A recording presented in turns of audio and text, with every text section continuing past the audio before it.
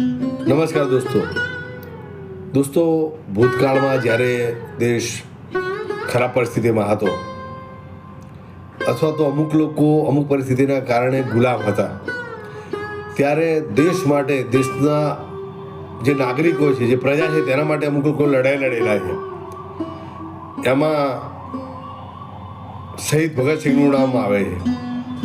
એમને તો ગમે એટલા વંદન અને સેલ્યુટ કરો તેટલા ઓછા છે. તેમને હું કદાચ સપોર્ટ હતો કરી શક્યો, ત્યારે હું હતો નહીં.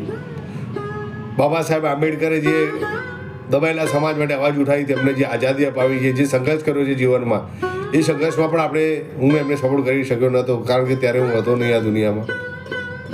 સુભાષચંદ્ર બોઝ જેઓ આ દેશને એક કરવા માટે લડ્યા છે અંગ્રેજો સામે, ત્યારે પણ કદાચ હું હતો નહીં આ દુનિયામાં, એટલે એમને સપોર્ટ નથી કરી શક્યો. પરંતુ આજે જ્યારે આ વિદ્યાર્થીઓ અને આ દેશ સાથે ખોટું થઈ રહ્યું છે, આ નીટના પેપર લીક મુદ્દે જે કોકરોચ પાર્ટી અને સોનમ વાંગચુક સર જે ભૂખ હડતાળ પર ઉતર્યા છે, તેમને હું મારો સપોર્ટ જાહેર કરું છું. કારણ કે વયા છું, જીવું છું, સ્વચ્છ છું, તંદુરસ્ત છું, સમજી શકું છું. એટલે કોકરોચ પાર્ટીના જે અભિજીત દીપકે અને આ સોનમ વાંગચુક સર છે, તેમને હું મારો પૂરો સપોર્ટ કરું છું. અને દરેકને નમ્ર વિનંતી કરું છું કે તમે તેમને તમારો સપોર્ટ જાહેર કરો. તેઓ પોતાના માટે લડી નથી રહ્યા, પણ બાળકોના ભવિષ્ય અને દેશ માટે લડી રહ્યા છે. તો હું સોનમ વાંગચુકજીને સપોર્ટ કરું છું અને તેમને પ્રાર્થના પણ કરું છું કે તમે મહેરબાની કરીને આ જે ઉપવાસ છે તે છોડી દો.